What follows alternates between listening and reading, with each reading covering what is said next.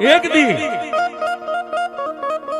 કરશન દાદાએ પોતાની ધર્મપત્ની દિવાળી માને કીધું, સાંભળ્યું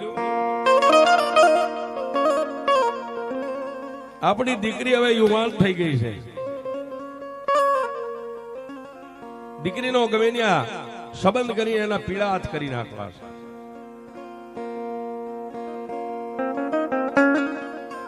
નામ જેનું પૂતળીબાઈ છે બાપ. નાયતે વરવું નાયતે મરવું, નાયત હારે રાખવો નેડો, ઈસે હરગ નો કેડો સાહેબ. હા, નાયત છે એ હરગ નો કેડો છે સાહેબ. મોટો ગમે એવો તવંગલ નો દીકરો હોય પણ નાયત ભેગી થાય ને ત્યાં રૂપિયા કાયમ નો આવે, નાયત હોય નાયત જ હોય સાહેબ. તેથી ઢસાની બાજુમાં નાના એવા પંખીના વાળા જેવા નવા ગામ, એની માલપા ખેની પરિવાર રત્ના દાદાના દીકરા જીવરાજ દાદાની હારે પૂતળી બેન નો જેને સંબંધ કર્યો સાહેબ.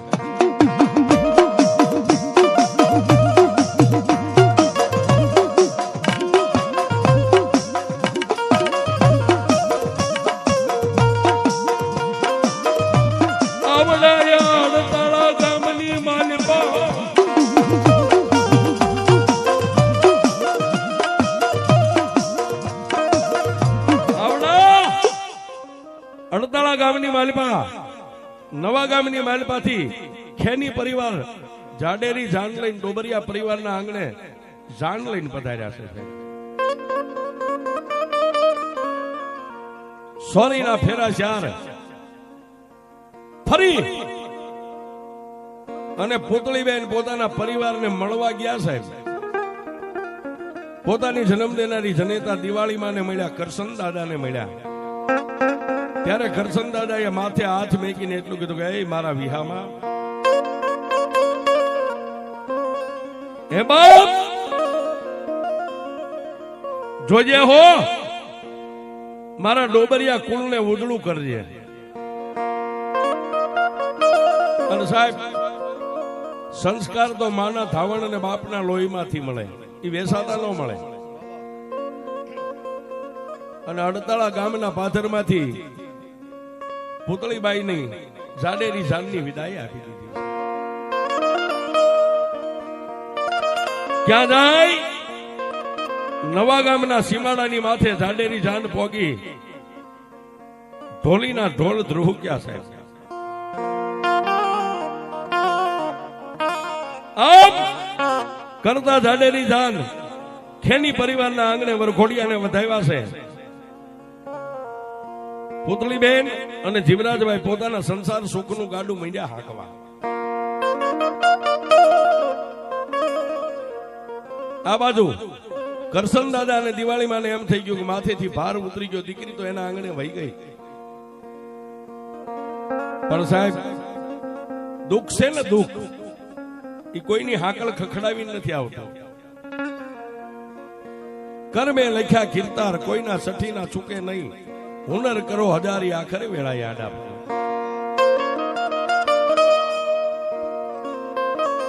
દાદા કરશન ને એમ થયું કે મારી દીકરીના લગ્ન હાથ કરી પીળા હાથ કરી નાખ્યા, હવે હું જગ જીતી ગયો. પણ વાતની હવે મજા છે સાહેબ. અત્યારે જે જગ્યા ઉપર આપણે બેઠા છે, આ વાડીની વચ્ચે એક લીલો લીમડો હતો ના, એની મારી આ ખોડિયાલ ડોબરિયા પરિવારનું ધર્મ અહીં બેઠું હતું.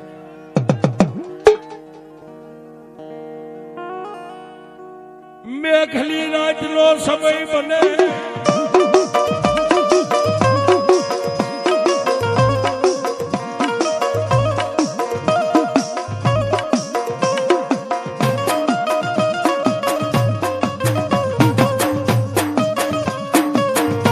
રાતના 12 નો મારી ખોડિયાર સમય બન્યો.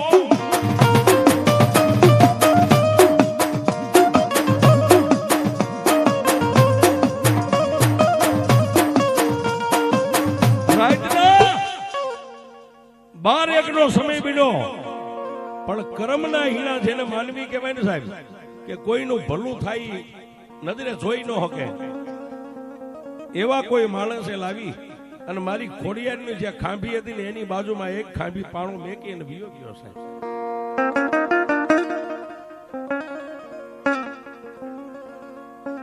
પણ ડોબરિયા પરિવાર તો મારી આઈ ખોડિયાલ છે, આઈ ખોડિયાલ છે, આઈ ખોડિયાલ છે, કાંઈક વર્ષ જેનું ભજન કીધું.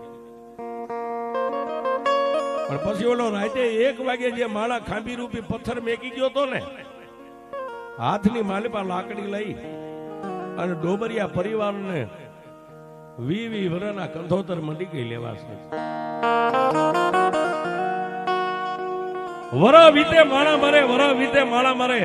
અને સાહેબ કદાચ લાખો રૂપિયાનો માળા લૂંટાઈ ગયો ને તો બીજા વર્ષે ઉભો થઈ જાય, પણ જેના આંગણેથી કંધોતર વ્યા જાય એ ન મળે.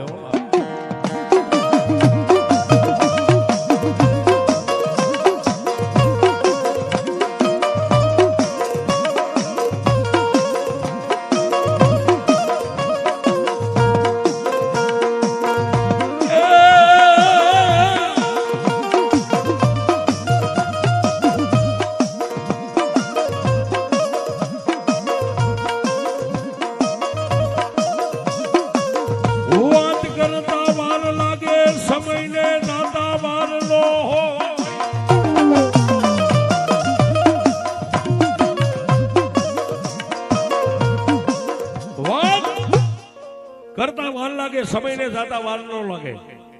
5 વર્ષ થયા ને સાહેબ, ત્યાં તો કરશન દાદાના પરિવાર જે નાના નાના બસડા હતા ને એનો ટીમો કરી નાખ્યો છે. છેલ્લે કરશન દાદા પણ આ લોક છોડીને પરલોકની માલિપા વી ગયા એટલે દિવાળીમાં એક વૈજા છે.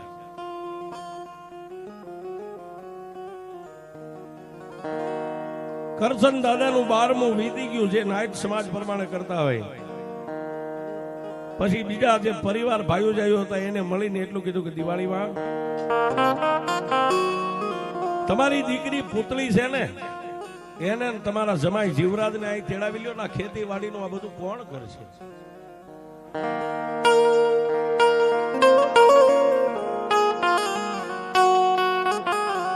સાહેબ જેને દુનિયામાં કાંઈક ખોયું છે, જેના હાથની માલિપાથી કંધોતર વિયા ગયા હોય ને, ગુમડું થાય અને પીડાની વેદના હોય, વીસી કઈડે ને એને એની વેદનાની ખબર હોય છે.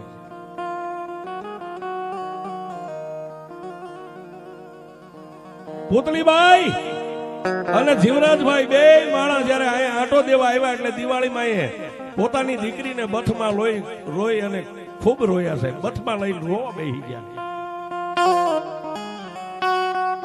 એટલે આજ જેના થકી આપણે ઉજળા થઈ હતા અહીંના જમાઈ પણ દેવતા જેનો હાથમાં છે.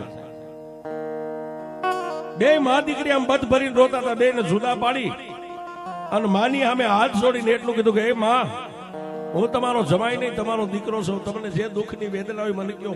આટલું બધું રોવો છો કેમ? બાપા આ જમીન જાંગીર, આ ખેતી વાડી હવે મારાથી કઈ થાય નહીં. ઓહો, પણ મારી કહેતા જીભ નથી ઉપડતી, કારણ કે મારે કોઈના પરિવારમાંથી વિખૂટા ન પડાવાય. પણ બાપ મારો સમય એવો છે ને, જો તમે મારી પુતળી અહીં રહેવા આવો ને તો આ સંપત્તિ, આ મિલકત, આ ખેતીવાડી તમે સંભાળો. તેથી જીવરાજ દાદાએ વચન આપ્યું, માં આવતી સિઝન આવે ને, ખેતીની વાવણીનો સમય આવે ને એટલે હું તમારી દીકરી અહીં રહેવા વી આવશું, પણ સાના રહી જાવ, સાના રહી જાવ.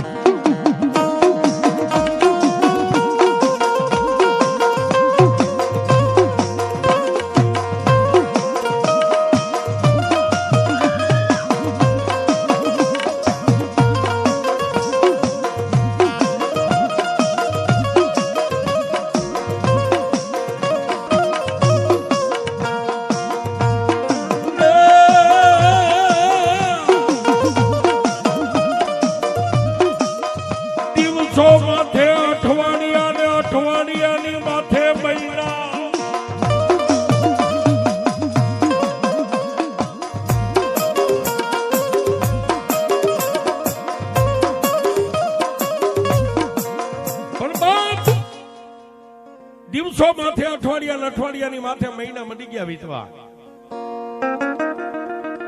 પણ આકાશની માંડમાં કાળી વાદળીઓ મંડી ગઈ બંધાવા,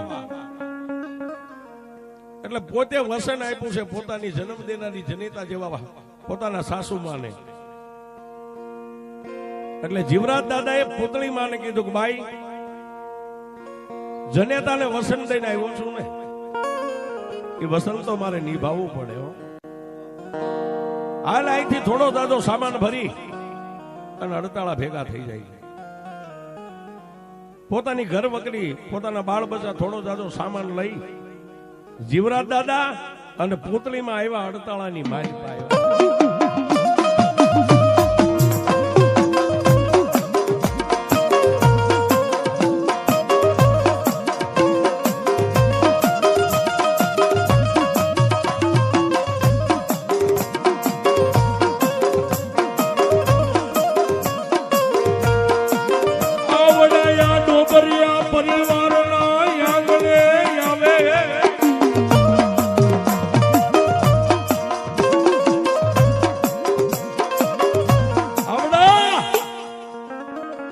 ડોબરિયા પરિવારના આંગણે આવી અને થોડો દાદો જે કઈ સામાન લાવ્યા હતા ઉતાર્યો સાહેબ.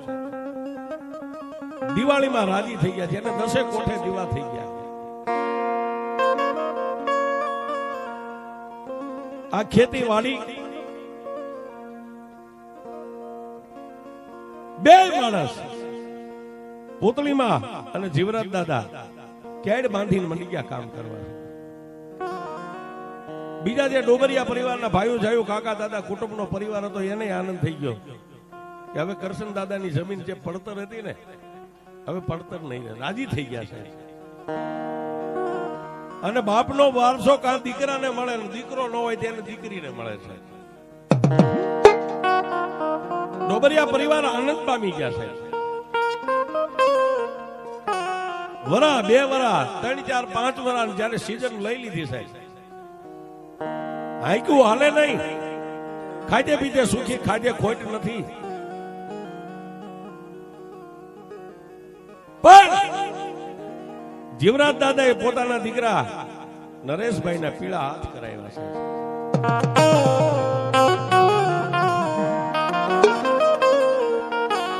નરેશભાઈના ઘરે દેવતાએ આત્મા એવા ભગવતી બેન સોરીના 4 ફેરા ફરીને આવ્યા છે. પણ અહીંયા જે મારી ખોડિયારની પાસે ઓલો પથ્થર મેકેલો હતો જે અભૂત પડ્યો રહેતો હતો, એને વિચાર થયો કે હવે તો મારો મિલકતનો વારસદાર ફરી ગયો. લાઈવ હવે મારું લેણું એની પાસેથી મારે લેવું છે.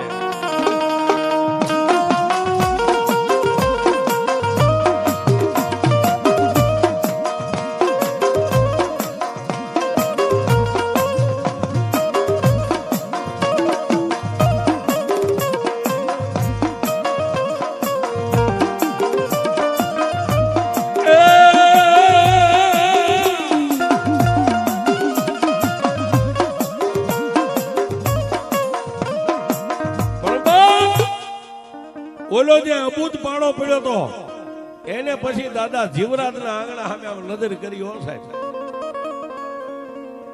પોતાના દીકરાના ધર્મપત્ની ભગવતી બેનને ઓશિતાની એવી માંદગી ઘેરો લઈ ગઈ સાહેબ. હારા સર્જન હારા દવાખાને રિપોર્ટ કરાવે, રિપોર્ટ કઈ કામ નો આવે, રિપોર્ટમાં કઈ જાણવા ન મળે.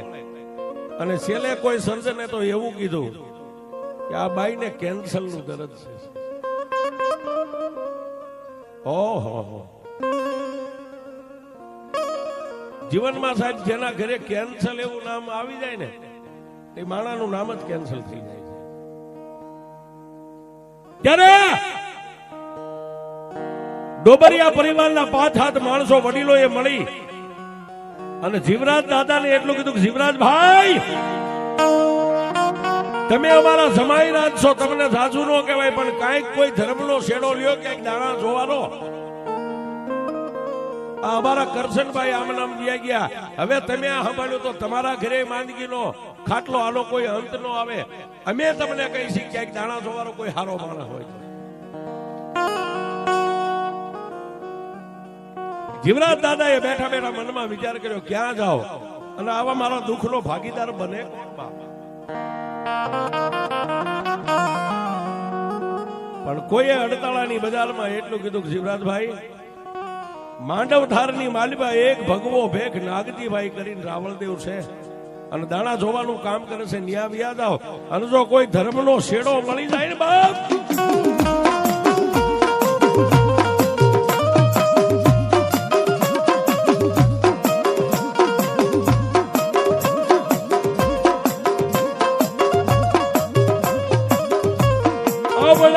જીવરાજ દાદા ડોબરિયા પરિવારના બે માણસને લઈ હાલી નીકળ્યા.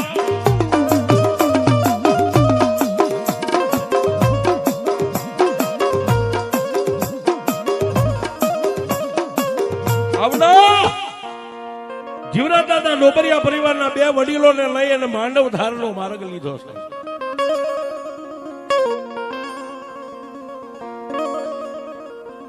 આ વરણ આ વાતને ઘણા વર્ષો વીતી ગયા. આમાં કોઈ કે જોયું હોય છે, જાણતા હોય છે, વડીલો હોય છે. જય અને માંડવધારની માલિબા અમારો ભગવો ભેખ રાવણદેવ નાગજીભાઈ બેઠા છે, ત્યાં જઈ પગરખા ઉતારી જીવરાજ દાદા ને હારે જે બે ડોબરિયા પરિવારના વડીલો હતા, પાણી પીધું, ચા પાણી પીધા અને પછી નાગજીભાઈ રાવણદેવને કીધું કે હે ભગવા ભેખ, ધર્મનો પાઠ માંડો ને પાઠની માથે અમારે પૂછવું છે. એવા તો અમે કયા પૂર્વ ભવના પાપ કર્યા છે કે દુઃખનો અંત જ નથી આવતો.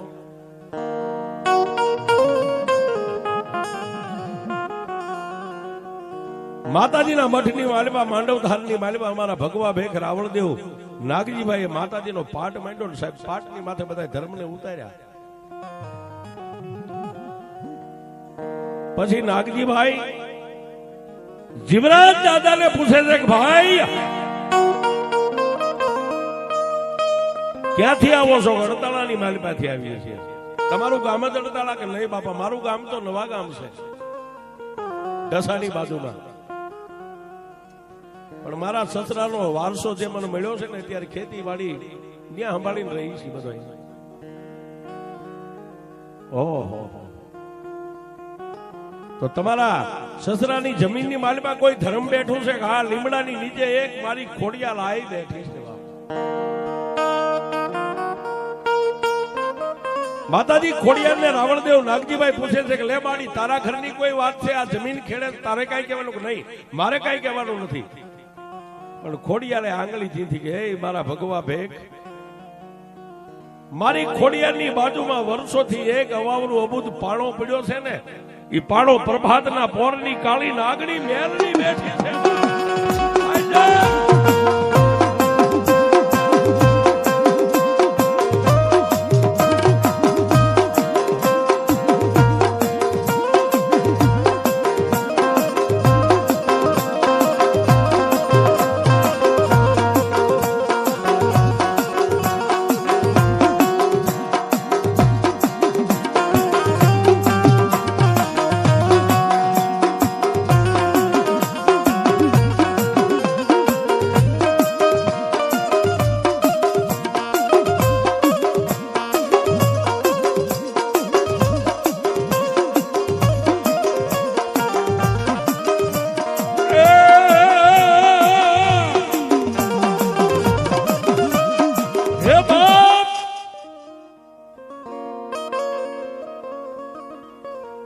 મારી તો દીકરી છે અને મારી દીકરીનો કદાચ ચૂડલો નંદવું તો મને ડોબરિયા પરિવારની ખોડિયારને ખાધે ખોટ બેહી જાય. હું મારી દીકરીને ન નડું. પણ આજે હું ખોડિયાર માર્ગ દેખાડું કે મારી બાજુમાં એક ખાંભી છે ને, ઈ કોઈ કાળા મોનો ધણી આવીને મેલડીને મેકી ગયો છે, આ મેલડી અત્યારે આમને મારી રહી છે. અને ડોબરિયા પરિવાર દાદા કરશનના ઘરનો જે ટીમો કર્યો ને, આ મેલડીએ કરી નાખ્યો. ઓહો, કદી દાદા જીવરાજે ભગવા ભેખ નાગજીભાઈ ને એટલું કીધું કે તો રાવણદેવ આનું કોઈ બંધન? માતાજી ખોડિયાર ને પૂછ્યું લે માડી, તું આડો હાથ રાખીને મેલડીને કેટલો ટાઈમ ઉભી રાખે? માતા ખોડિયારે કીધું કે 2 મહિના 2.5 મહિના ઉભી રાખી દો, પણ હવા 2 મહિને જો તારો વળતો દી થઈ જાય ને તો આ મેલડી કે તારે કરવું પડે બાપ.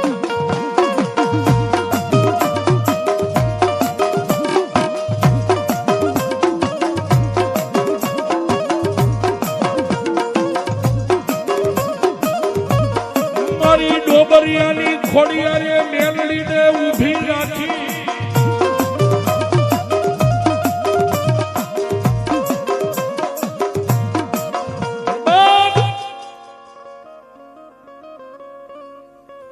ત્યારે જીવરાજ દાદાએ કીધું કે બાપ રાવણદેવ આજ મારી ખેનીની ખોડિયારની સહી તો કરાવો બાપ. કળ વગરનું બળ નહીં. અને તેથી દાદા જીવરાજ દાદા એ ખેનીની ખોડિયારના પટિયાર ભુવા હતા સર.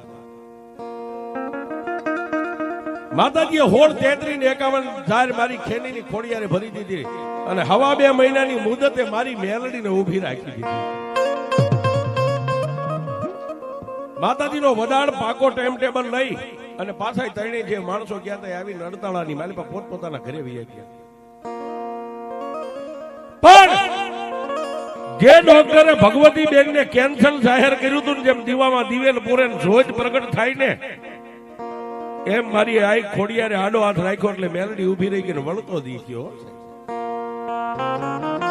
વગર દવાએ વગર ટીકડી લીધે વગર ઇન્જેક્શન લીધે ભગવતી બેન નું શરીર હતું ને એવું ને એવું હોળકળાનું શરીર થઈ ગયું.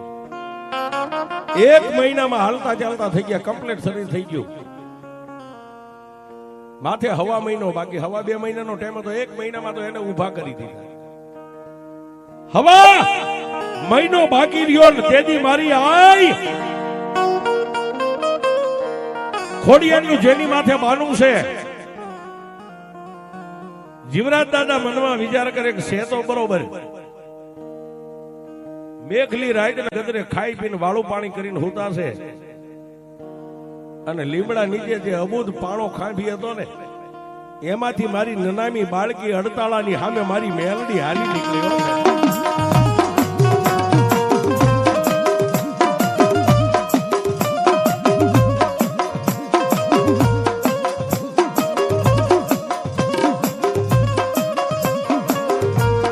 સપનાની માલિકા મારી મેલડી જગાડે જાગ જાગ મારા જીવરા.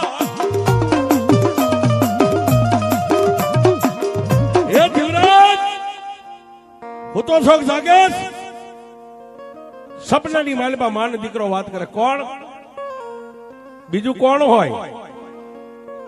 તારી વાડીએ લીમડા નીચે ખોડિયારની બાજુમાં મારી ખાંભી પડી છે ને પથ્થર એ હું મેલડી છું. મને બેહાર.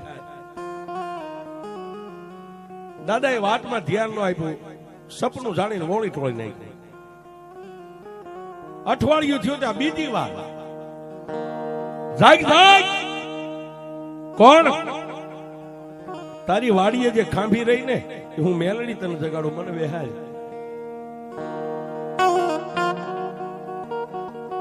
દાદા એ કોઈ વાતમાં ધ્યાન ન આપ્યું. પણ સાહેબ 3જું અઠવાડિયું ગયું ને સાહેબ ત્યાં તો હવા મહિનો હતો એમાં મહિનો ટૂંકો થઈ ગયો. 3જી વાર સપને થઈ અને મારી મેલડી લોઠાના દાંત વાળી બોલી જીવરાજ. લોઠાના દાંત વાળી બોલી જીવરાજ. લોઠાના દાંત વાળી બોલી જીવરાજ. હવે મને મેલડીને બેહાર બાપ. તેથી દાદાએ કીધું મારી તે તો અમારો આખા કુટુંબનું ધનોત પનોત કાઢી નાખ્યું. તને બેહારી નહીં કરવું. તેથી મેલડી બોલી જીવરાજ જે બની ગયું બની ગયું.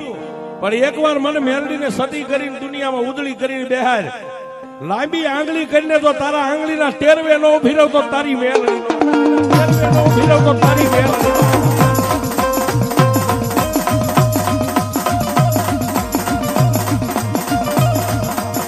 આ સિંહણ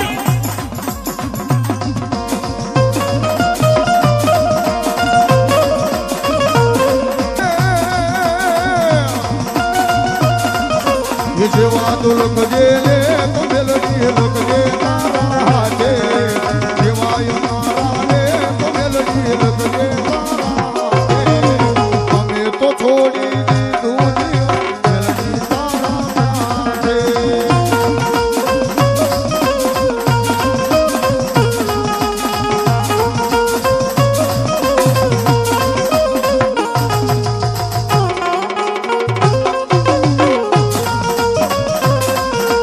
કાળા મથાનો માનવીના ગોજલાય વાતે વાતે કાળા મથાનો માનવીના ગોજલાય વાતે વાતે અમે તો છોડી દીધું જીવન